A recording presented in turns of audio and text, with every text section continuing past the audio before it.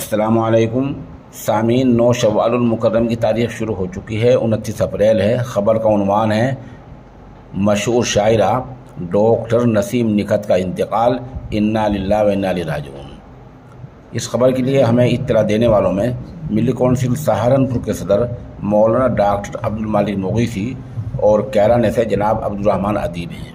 इसके बाद इसकी तस्दीक के तौर पर हमारा राब्ता मशहूर शायर जनाब खालिद जाहिद कासमी मुजफ्फरनगर से हुआ है।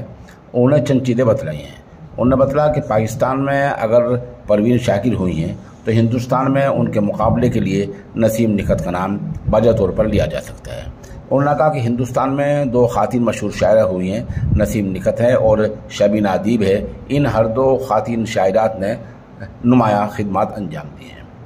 खालिद जाहिद बताते हैं कि उन्होंने अपनी गज़ल को समाज से जोड़ा है और गज़ल के साथ समाज के मसाइल को पिरो कर रखा है और समाज के मसाइल को गज़ल से अलग नहीं होने दिया है। वो समाज के दर्द को गज़ल याद में बयान किया करती थी। खालिद जाहिद बता रहे हैं कि मोहतरमा के 2 दीवान आ चुके हैं। वो बाराबंकी की रहने वाली थी, फ़िलहाल लखनऊ में मुकीम थी और राष्ट्रीय सहारा उर्दू लखनऊ एडिशन की मुदीर भी रह चुकी हैं, जिसका मतलब ये हुआ कि मशहूर सहाफ़िया भी थी। खालिद जाहिद का कहना यह है कि दुनिया का कोई ऐसा मुल्क नहीं है जहां उर्दू बोली जाती हो और वहां नसीम निकत का नाम ना हो। बहरहाल आज हमसे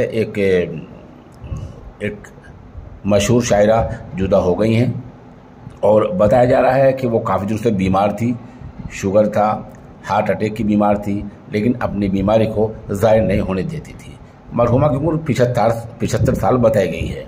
सामीन से मरहुमा की माग़फ़िरत और पसमानदगान के लिए सब्र जमील की दुआ की दरख्वास्त की जाती है।